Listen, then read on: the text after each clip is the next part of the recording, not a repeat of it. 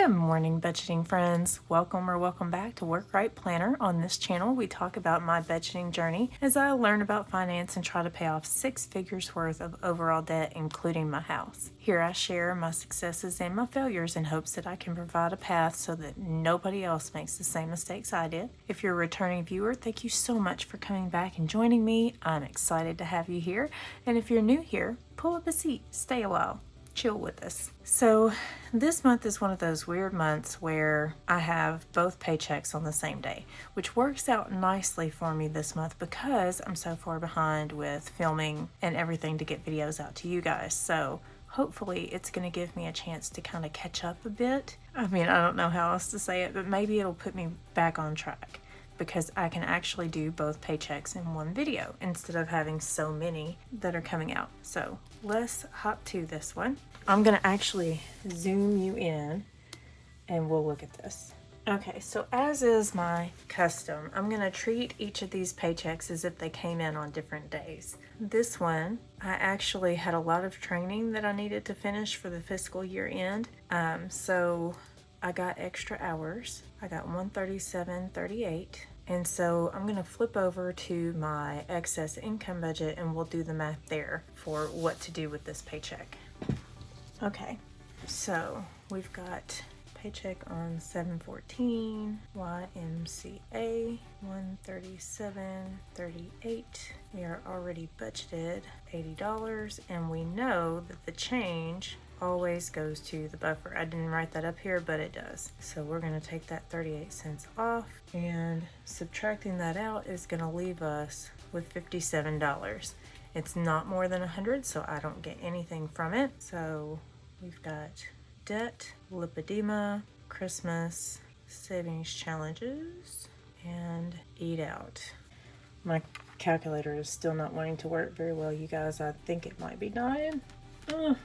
Okay. Although there has been a lot of rain and stuff, and maybe it's just because it's solar powered. Maybe it just hasn't had enough sun. I don't know. Okay, so we've got 57 times 0.4, and that looks like it's going to give us 23. Lipedema is going to be 57 times 0.2, and that's 11.4, so we're going to round it down to 11.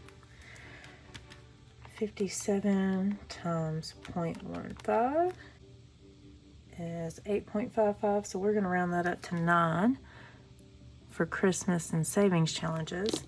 And then we'll just do 57 minus 23 minus 11 minus 9 minus 9.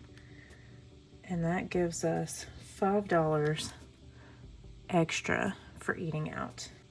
And we'll just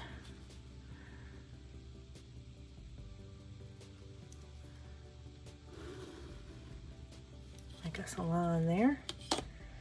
So let's move all of these numbers back to the other page.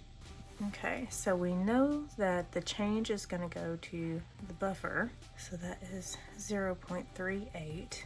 The debt snowball payment from this paycheck is going to be 23. We're going to do lipedema, and that is 11. Christmas is going to get an extra $9, and then savings challenges are going to get $9. And the only other thing left is eating out. It is not already in this list, so we're going to add it, and $5.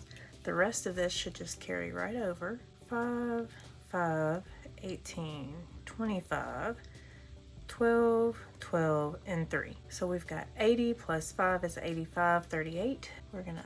There's no fixed expenses, so we carry forward the 137.38. And if you take 85.38 from 137.38, you've got $52.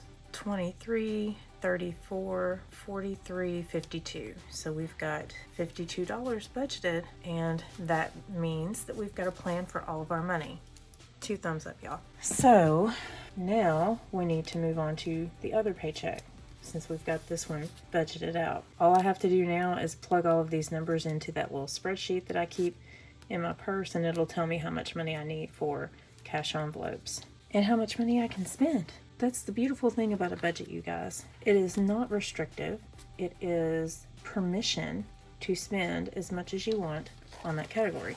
For instance, once I plug in this $25, I have permission to spend $25 on whatever I want, and I don't have to feel guilty about it. You know, I've got another $5 toward clothing. If I need to go get a pair of pants and I've got the money in that envelope now, I can just go get it. No big deal.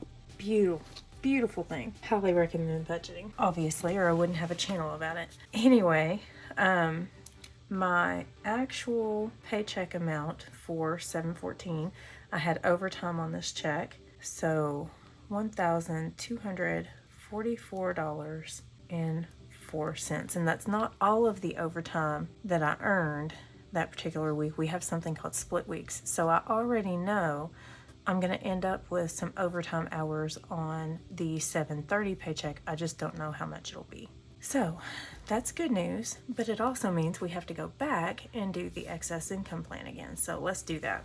Okay, so we've got, again, 7/14, but this time we have KYTC.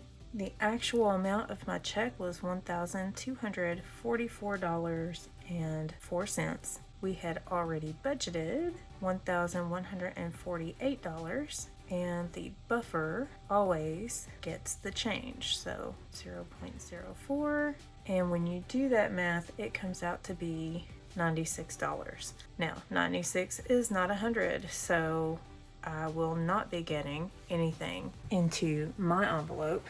Let me pull that down so that you can see what I'm pointing at. I will not be getting anything into my envelope because it's less than 100. It's real close though, y'all. Real close. So we have debt, lipedema, Christmas, savings challenges, and eating out. Lord, this thing is terrible. 96 times 0.4 is 38.4, so we're going to say 38. If I can find my pen. So that's $38 toward debt, y'all. We're not doing too bad on this extra debt payment. Okay, so lipedema is going to be 96 times 0.2. That's going to be 19. Christmas, we're going to do 96 times 0.15. That's going to be 14. And so is the savings challenges. So then if I do 96 minus 38 minus 19 minus 14 minus 14 is equal to $11. I'm going to put $11 there. And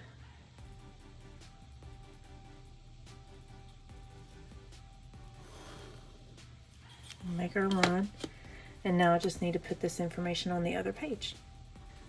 So we have the buffer, and that is 0.04. We need to do the debt snowball, so we're going to increase this by $38. 27 and 38 comes out to be 65. And sorry y'all, those numbers are not sticking in my head very well. We need to add lipedema, and it's getting $19. And then Christmas and the savings challenges both get $14. And eating out is being increased by $11. So that is 63. Everything else is going to carry over. I'm going to time lapse that because there are so many. So all of these are exactly the same. So that means we've got $229 that needs to come off of the 1244. Lord, y'all, my brain. Okay, so we got 1244.04 minus 229, and that gives us 1,015.04 going into this column. I've already done the math for this one. All of these were the same. We added $11.04, so that's 322.04. We're going to subtract 322.04. and that will give us $693. And hopefully that's what all of this adds up to. So let's do that.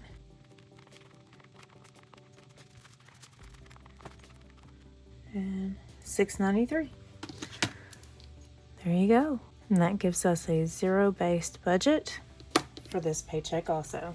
And there you have it. We have successfully budgeted the first 2 paychecks of July. My next video should be the cash stuffing. It will either be the cash stuffing for this, or it will be my setup for the debt snowball records for July, so that you know where we left off in June, and I can let you know to date so far this year how much debt we have paid off. So, or how much I've paid off. I say we, you guys are with me for this, right?